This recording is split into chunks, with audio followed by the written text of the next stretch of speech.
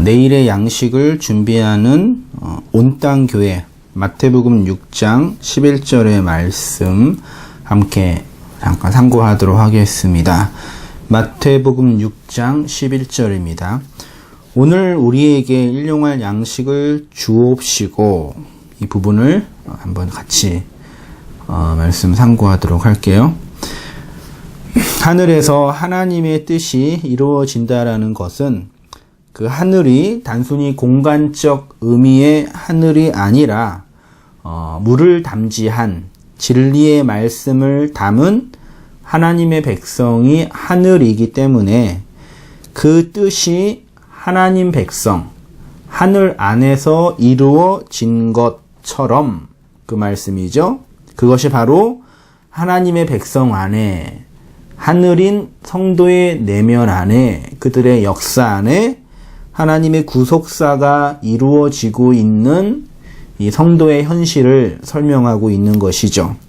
에베소서 1장 10절에서 말씀하는 것처럼 땅이 하늘로 함몰되어 새 하늘과 새 땅으로 완성되는 그 하나님의 구속사가 이루어지는 성도의 마음과 역사가 곧 하나님의 뜻이 이루어지는 하늘이 되는 거죠. 그것이 마태복음 6장 10절에 주님의 기도 10절에 나라가 임하옵시며 뜻이 하늘에서 이루어진 것 같이 땅에서도 이루어지지다의 그 말씀의 진이라고 지난번 강의에 말씀을 나누었습니다. 오늘은 11절의 본문을 한번 같이 살펴보는데요. 11절의 본문에 대한 주제에 앞서서 여러 주석가들이 이 본문을 11절을 어떻게 해석을 하셨는지 한번 살펴보고 오해되고 곡해된 부분을 비판한 후에 이 본문의 그 바른 진의를 성경 신학적인 해석으로 원문을 근거로 한번 설명해 보도록 하겠습니다. 먼저 박윤선 아싸님은 이 본문을 이렇게 주석을 했어요. 박윤선 박사의 그 공간복음 주석에 이렇게 설명이 있습니다. 한번 잘 들어보시기 바랍니다. 11절 여기서부터는 인간 편에서의 요구권들이 기구된다. 좀 옛날 용어를 쓰셨어요. 이 기도는 잠언 30장 8에서 9절의 기도의 내용과 동일하다. 거기 나타난 기도자의 기구권은 나로 가난하게도 마옵시고 부하게도 마옵시고 오직 필요한 양식으로 내게 먹이시옵소서. 혹 내가 배불러서 하나님을 모른다 여호와가 누구냐 할까 하오며 혹 내가 가난하여 도둑질하고 내 하나님의 이름을 욕되게 할까 두려워함이니이다고 하였다. 여기 기도자가 일용할 양식만을 구하는 이유는, 그러니까 지금 잠언 기자가 부하게도 말고 가난하게도 말게 해달라고, 너무 많이 주시지도 마시고 너무 적게 주시지도 마달라고 기도했던 그 기도의 내용을 박윤선 박사님은 일용할 양식을 위한 기도였다라고 해석을 하시는 거예요. 그 이유는 하나님을 중심으로 살고자 한 까닭이다. 그는 너무 가난하여 하나님께 욕을 돌릴까 두려워하고 또 너무 부하여서 하나님을 잊어버릴까 두려워하는 정신으로 기도를 하였다. 그러면 주님께서도 여기에 가르쳐 주신 기도가 그 어느 부분에 있어서나 하나님 중심한 기도, 곧 먼저 그의 나라와 그의 의를 구하는 기도이다라고 주석을 하셨습니다. 여러분은 이 박윤선 박사님의 주석에 대해서 어떻게 생각을 하십니까? 예수님이 한국교회 대부분의 그 설교자들, 목사님들은 이 정도 수준으로 본문을 이해하시고 설교를 하시고 성도들을 권면하시고 계시죠.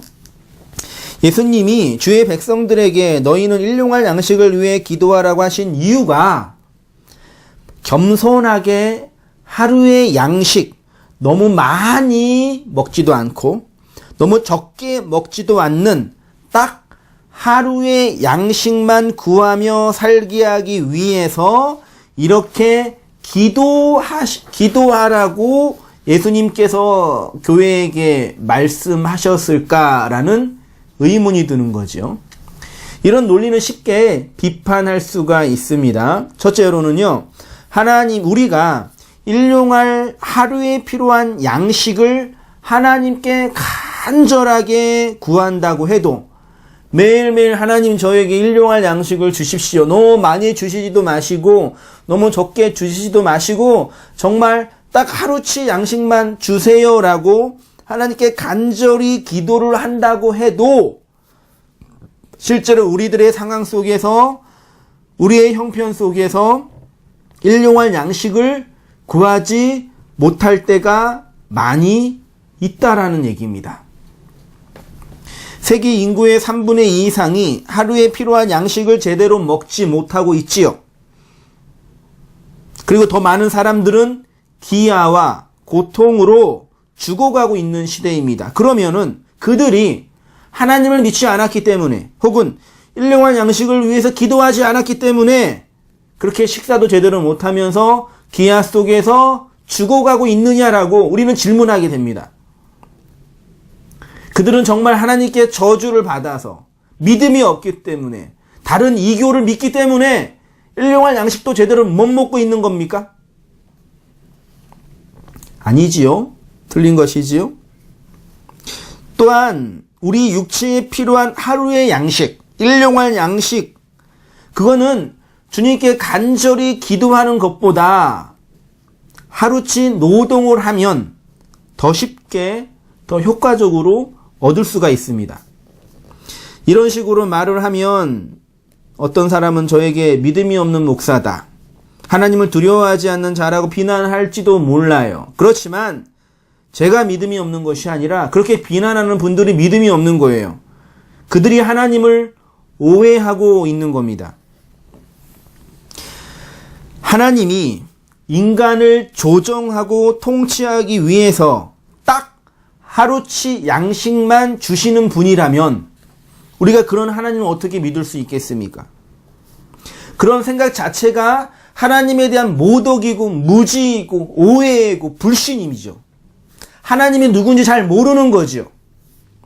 이런 신앙은 하나님을 진짜 하나님으로 섬기는 신앙이 아니라 다른 모든 우상들을 대한 태도로 하나님을 믿고 있는 신앙이에요. 잘못된 신앙입니다. 이런 식으로 하나님이 인간을 대하신다는 얘기는 마치 인간이 동물들을 길들이기 위해서 적당한 음식을 가지고 동물들을 길들이잖아요. 그 강아지나 개나 그런 동물들을요. 하나님이 그렇게 인간을 길들이려고 너희들은 딱 하루치 양식만 먹고 살아, 그런 거랍니까? 하나님은 우리를 양육하시는 아비이지 우리를 사육하는, 잘 먹여서 어디다 써먹으려고 하시는 분이 아니에요.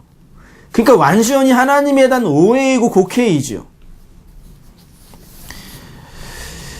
제롬이라는 초대교회 교부는요, 이렇게 간단하게 정리했어요. 제롬은 양식을 물질을 초월하는 것으로 설명하여서 그 양식의 영적인 측면을 강조하고 있습니다.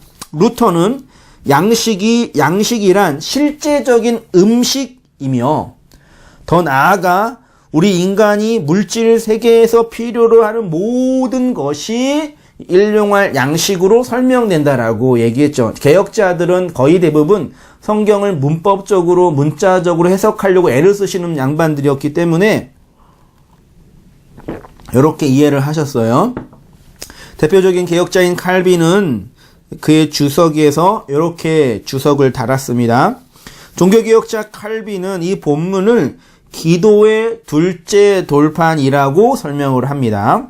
첫째 돌판은 첫 번째 기도부터 세 번째 기도, 소위 하나님의 나라와 하나님의 나라의 영광을 위한 기도라고 첫 번째 기도를 얘기하고, 네 번째 기도부터 그 다음에 마지막 일곱 번째 기도까지 양식, 죄사함, 시험, 용서는 두 번째 돌판. 다시 말해서 인간과의 관계로 설명을 이렇게 하더라고요.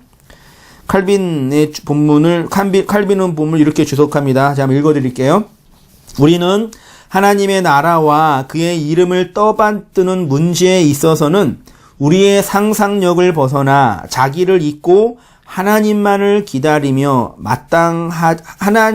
기다려야 마땅하지만 그 후에 우리는 우리 자신의 문제로 돌아와 앞서 하나님에게만 관련되었던 기도에 뒤이어 우리 자신의 구원에 대한 관심을 갖게 된다. 그리스도께서 우리 지상생활의 의식주 문제를 먼저 들고 나오시는 것은 우리로 하여금 이런 기초적인 것에서부터 저 높은 곳으로 이끌어 가려는 뜻에서이다. 궁극적으로 우리가 하나님에게 모든 것을 구하고 하나님만을 모든 혜택의 유일한 출처로 여기며 더없이 하찮은 문제에서도 아버지로서의 선하심에 대한 여러 증거가 나타난다는 점, 더 나아가 그분께서는 육체의 필요사항까지도 생각해 주신다는 점을 발견하는 일이야말로 우리 신앙에 대한 진정한 시금석이 아닐 수 없다. 이렇게 주석을 달았습니다. 칼빈의 해석은요, 우리가 이 본문을 보면서 느끼고 생각할 수 있는 가장 보편적인 해석인 듯해요. 하나님의 백성으로 기독교인으로서 착하고 성숙한 태도라고 생각이 들어요. 그런데 본문에 대한 이러한 이해는 보편 인간의 양심과 하나님의 말씀을 잘 듣기 위해 애쓰고 노력하는 종교인의 태도는 될 수 있을지는 몰라도요, 예수님 당시에 그의 제자들과 그리고 신약의 교회들에게 하신 말씀의 진위와는 많이 빗나간 것이라고 생각되어집니다. 예수님이 정말 우리에게 이러한 칼빈과 그 다음에 박유선 박사님의 주의하신 것처럼 이런 식의 이해를 하기 위해서 예수님이 2000년 전에 그의 제자들에게 말씀하시고 그리고 오늘 이 본문을 통해서 우리에게 말씀하고 계시는지 의문이 든다는 얘기죠.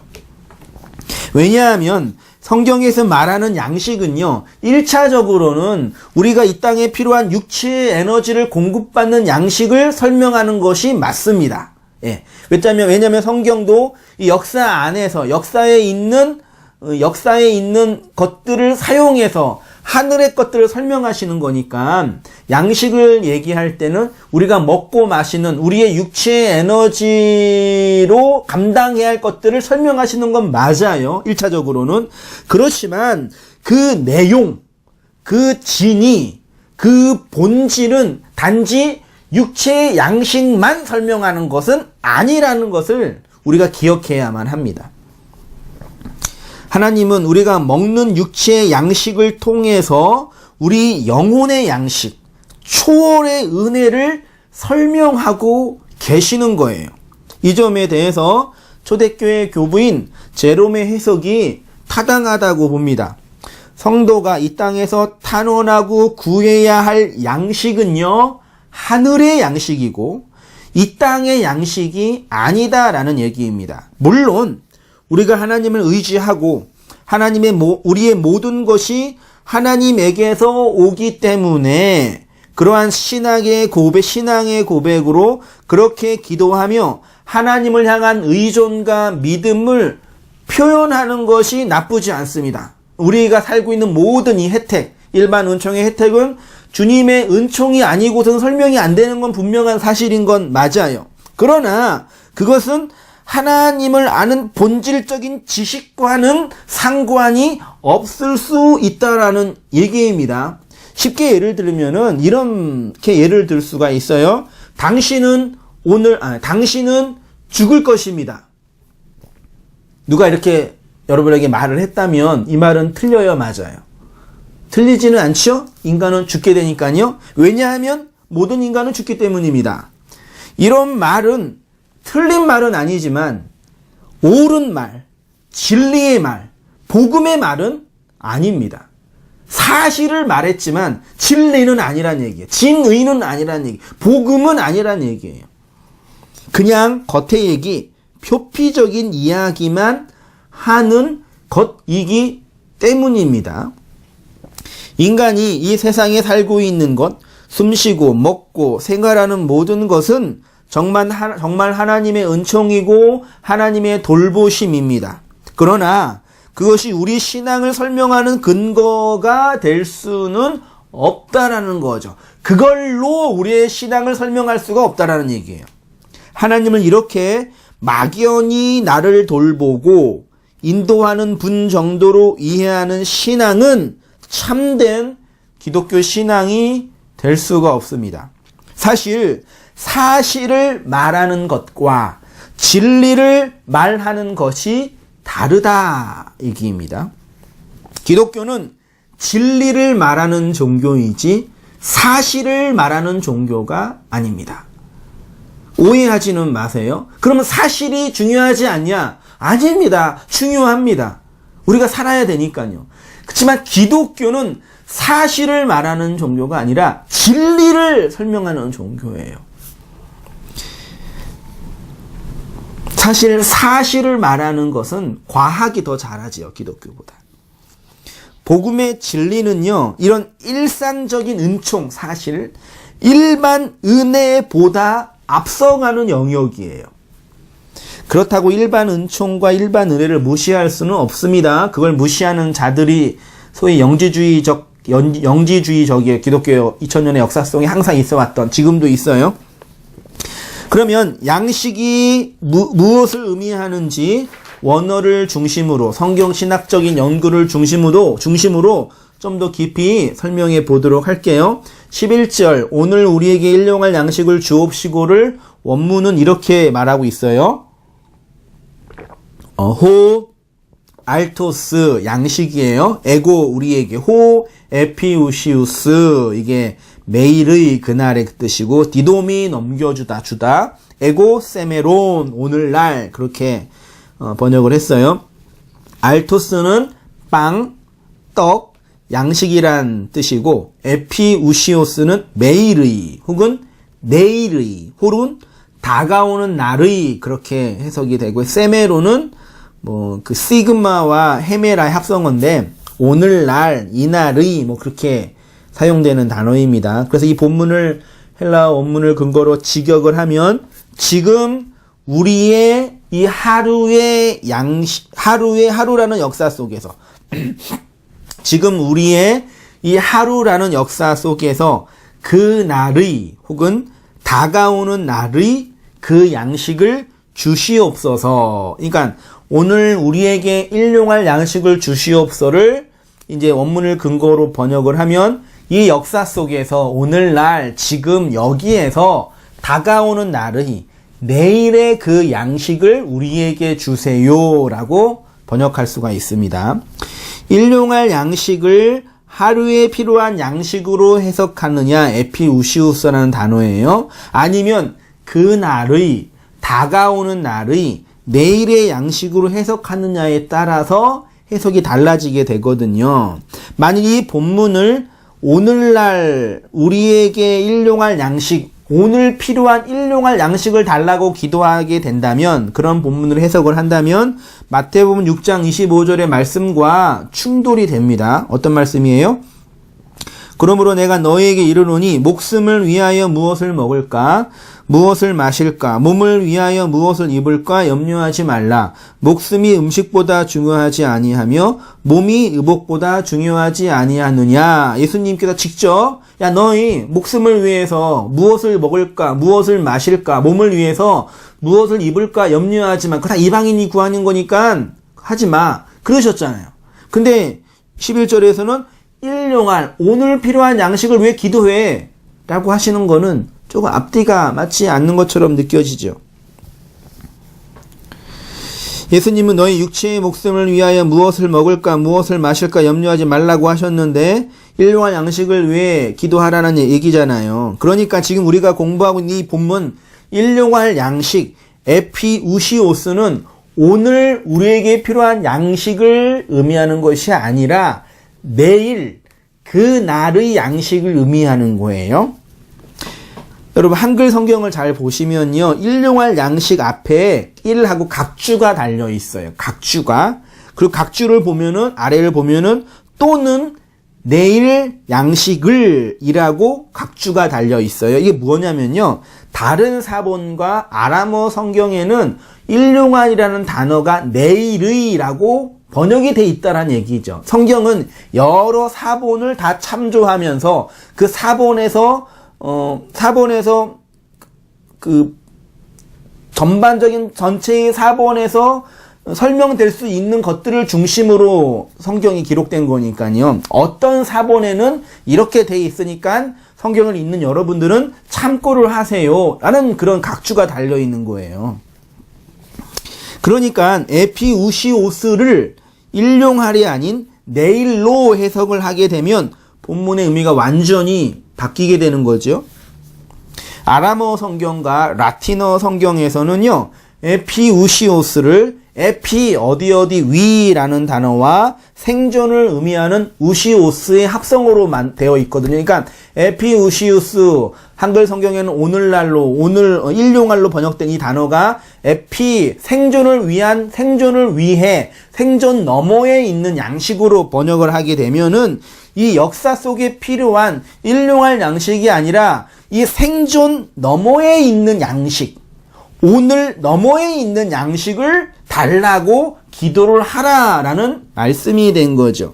그러니까 다음의 날, 다가오는 날, 그래서 물질을 초월하는 떡으로 설명한 거지. 제롬의 해석이 그래서 타당하다고 제가 말씀드린 거예요. 그러면 이 양식은 내일로 설명되는 초월의 세계의 양식이지요. 다가오는 세상의 양식이죠. 묵시의 양식이죠. 영혼의 양식을 의미하게 되는 거죠. 그러니까 하늘이 된 교회는 이 역사 속에, 현상계 속에, 형이 하의 세계 속에서 무엇을 구해야 돼요? 무너지고 없어질 이 세상의 양식을 구하는 존재가 아니라 저 하나님의 세계, 초월의 세계, 묵시의 세계, 천국의 양식을 이 땅에서 구해야 된다라는 얘기입니다. 앞으로 다가올 그 나라의 양식을 지금 구해야 된다는 얘기입니다. 그런데 우리가 살고 있는 이 세상 모든 사람들, 선악과 목은 모든 아담 군상들은 어떻게 살지요? 이 땅의 양식만 구하며 살지요. 이 땅에 필요한 양식이 모든 것인 양 하며 살지요. 왜요?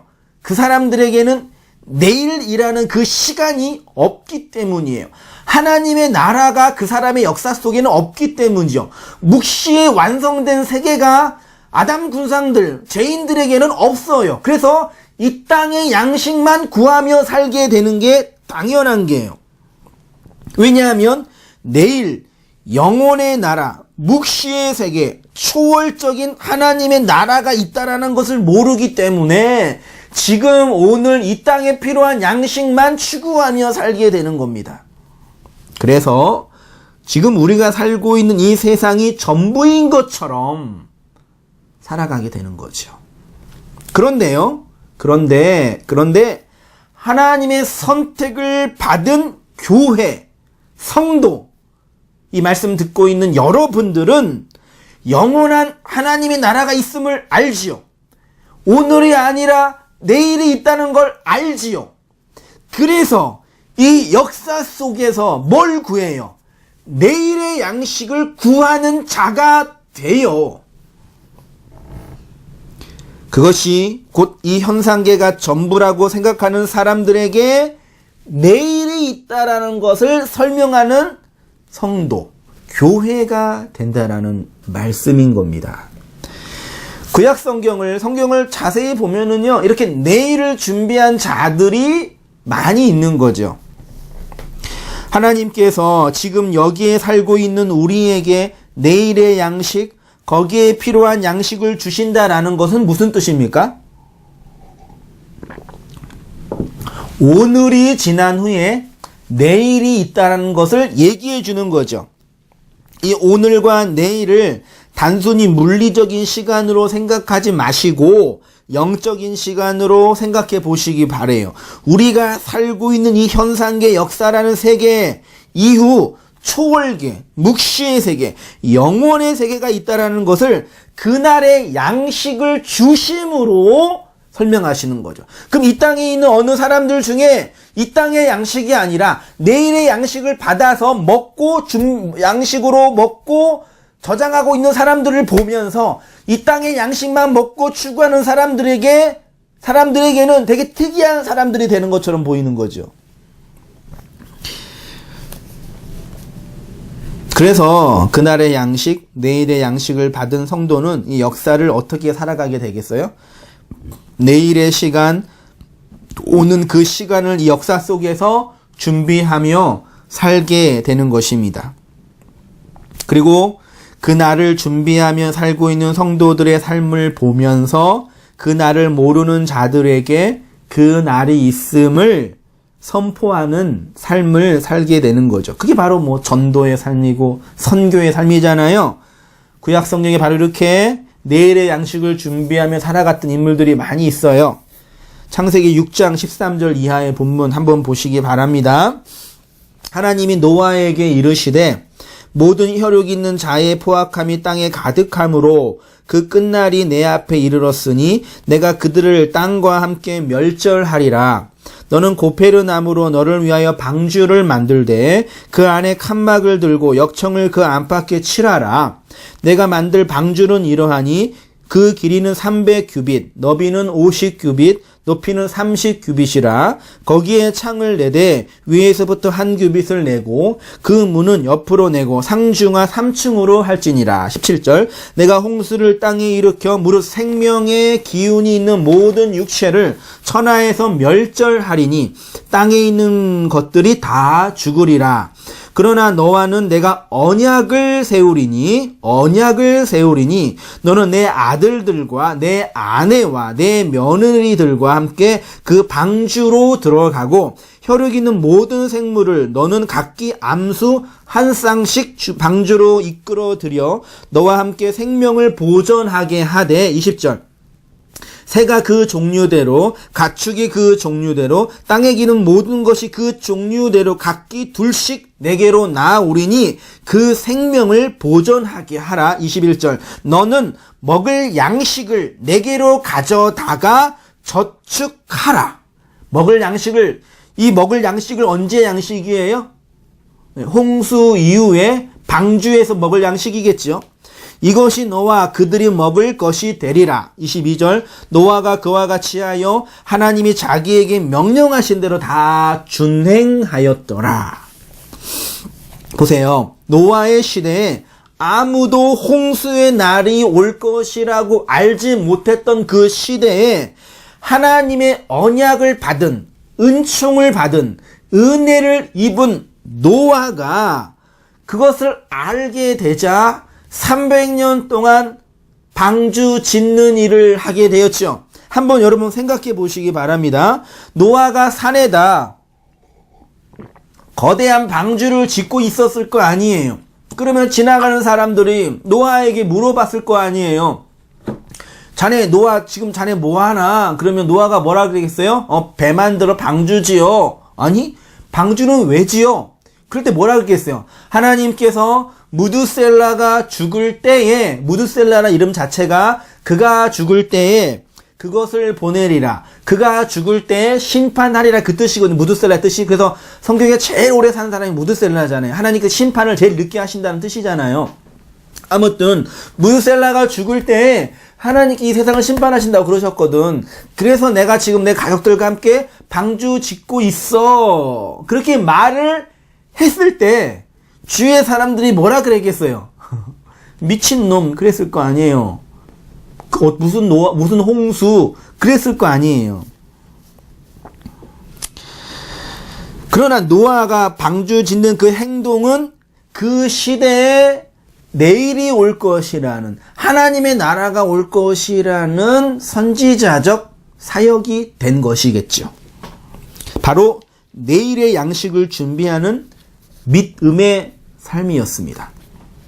이 역사 속에 살고 있는 언약 백성인 성도의 존재와 삶이 바로 이 노아의 존재와 삶과 똑같은 거예요. 이렇게 이 세상의 성공과 번영에 별로 도움이 되지 않는 이 말씀을 공부하는 여러분들, 기도를 하는 여러분들, 진리를 나누고 진리를 세우고 진리를 증거하는 이 세상에 도움이 별로 안 되잖아요. 성공과 번영에. 그렇죠? 성경 말씀, 하나님의 말씀은 이 세상의 성공에 별로 도움이 안 돼요. 그렇지만 그것을 먹고 마시는 사람들에게는 무엇이 있다는 얘기예요. 이 세상의 성공과 번영과 다른 저 하나님의 나라, 천국, 묵시, 영원한 세계가 있음을 내가 나에게 증거하는 것이고 다른 사람에게 증거하는 것이 된다는 말씀인 거죠. 이렇게 내일의 양식을 준비한 사람이 또 한 명 있지요. 요셉입니다. 창세기 41장 32절 이하를 한번 보시기 바랍니다. 바로께서 꿈을 2번 겹쳐 꾸신 것은 하나님이 이 일을 정하셨습니다. 하나님이 속히 행하시리니 이제 바로께서 명철하고 지혜 있는 사람을 택하여 애굽 땅을 다스리게 하시고 바로께서는 또 이같이 행하사 나라 안에 감독관을 두어 그 7해 풍년에 애굽 땅의 5분의 1을 거두되 그들로 장차올 풍년의 모든 곡물을 거두고 그 곡물을 바로의 손에 돌려 양식을 위하여 각 성읍에 쌓아두게 하소서. 36절 이와 같이 그 곡물을 그 땅에 저장하여 애굽 땅에 임할 7해 흉년에 대비하시면 땅이 그 흉년으로 말미암아 망하지 아니하리이다. 요셉은 7해의 풍년 후에 7해의 흉년이 올 것을 지혜를 통해 알게 된 사람이죠. 그래서 7해의 풍년 동안 양식을 저장하며 7해의 흉년을 준비할 것을 애굽 왕에게 조언한 것이죠. 그리고 요셉이 애굽의 총리가 되어서 7해의 풍년 동안 양식을 저장하게 되고 흉년이 왔을 때 그 양식 곡간을 풀어서 흉년으로 기근으로 죽어가는 백성들을 먹여 살리는 예수님을 예표하는 자가 되는 거죠. 이렇게 하나님의 언약과 꿈을 통해서 내일을 알게 된 성도는 노아에게는 하나님이 언약을 주셔서 홍수가 있음을 말씀해 주셨고 요셉에게는 꿈을 해몽하는 지혜를 주셔서 7해 풍년 이후에 7해 흉년이 올 것을 말씀해 주신 거죠. 이렇게 성도는 내일이 올 것이라는 것을 안 자예요. 홍수가 올 것을 안 노아처럼 7해 흉년이 올 것을 안 요셉처럼 성도도 오늘이 아니라 내일이 있음을 안 자예요. 그 역사 속에서 그 내일의 양식을, 그날의 양식을 준비하며 살게 되는 것입니다. 그래서 그는 프토코스한 자로 심령이 가난하고 애통하고 의에 줄이고 목마른 자로 그 양식을 구하며 역사 속에 존재하게 되는 그게 교회이고 성도예요. 그런데 한번 오늘날 한국교회 많은 교회와 성도들의 모습을 보시기 바랍니다. 정말 그들이 내일의 양식을, 그날의 양식을 준비하며 살고 있느냐라는 얘기입니다. 불신자는 지금 생각할 문제가 아니지. 그분들은 내일이 있는지를 모르는 분들이니까 그 내일을 알고 있는, 진리를 알고 있는 여러분들이 우리가 그 진리, 내일의 양식을 이 땅에서 구하며 살아야 할 의무와 존재적 양식이 있는 거예요. 교회가 그 일을 하는 거예요. 기독교인이 그 일을 하는 거예요. 신자가 그렇게 하라고 있는 거예요. 그런데 자칭 기독교인이라고 하는 분들, 예수님 믿는다고 하는 분들이 정말 그 날의 양식을, 내일의 양식을 구하고 찾고 저장하며 살고 있느냐라는 얘기입니다. 아니, 다른 사람은 집어치우고 이 말씀을 함께 나누고 있는 여러분들, 저는 내일의 양식을 준비하며 살고 있는지를 깊이 돌아보아야 합니다. 나는 정말 내일이 올 것을 알아서 내일의 양식을 구하고 내일의 양식을 받고 내일의 양식을 저장하고 있느냐라는 얘기입니다.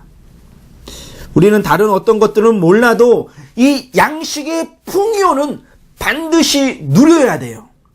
하나님이 성도에게 약속하신 것은 이것뿐이 없어요. 이것이 모든 것이에요. 그 양식으로 풍요롭게 이 땅에 있는 것이 성도가 존재해야 할 방식이잖아요. 다른 것은 없어요. 교회에 있어서도 안 되고. 있으면 싸워요. 그것 가지고.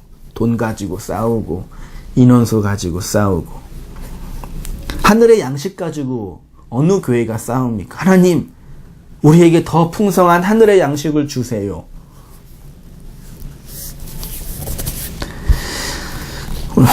이것이 하나님이 약속하신 것이고 그 양식을 받아 저장한 노아와 요셉 같은 교회가 이 역사 속에서 반드시 해야 할 일입니다. 그래서 예수를 진리의 양식으로 먹은 성도는 그 양식 때문에 풍요와 충만이 무엇인지 알게 되는 거죠. 뿐만 아니라 그 양식이 없는 심령의 가난함, 마음의 목마름을 알게 되는 거죠. 왜냐하면 내가 그 양식에 대하여 가난하고 목말랐기 때문에 그 양식을 먹을 수 있게 된 것이고 그 양식으로 영혼의 풍요를 얻을 수 있게 된 것이니까요. 그 풍요가 곧 하늘의 양식을 저장하는 곳간이 되는 거죠. 그래서 창고에 그게 베이트, 집이거든요. 우리 마음의 집. 하나님이 우리에게 집을 짓는 분이시잖아요. 성전을 짓는 분이시잖아요. 그 집을 지었고 뭐 하시려고 그러시는 거예요? 하늘의 양식을 담아 놓을 창고로 하나님이 여러분을, 우리를 교회로 선택하시고 은혜를 주신 거예요. 그래서 그 양식이 교회에게만 있는 거예요. 그래야 그 양식이 없어서 굶주려 죽어가는 가난한 이웃들에게 그 양식을 나누어주는 요셉과 같은 구제의 삶은, 진짜 집사의 삶을 성도와 교회가 할 수 있는 것입니다. 이런 일을 잘 감당하는 온땅교회 성도님 되시기를 정말 부탁을 드리며 이 일에 힘쓰고 애쓰고 노력하고 기도하고 도와주고 격려하고 함께 연합하며 감당하는 귀한 성도님 되시기를 부탁을 드리면서 오늘 말씀 마치겠습니다. 감사합니다.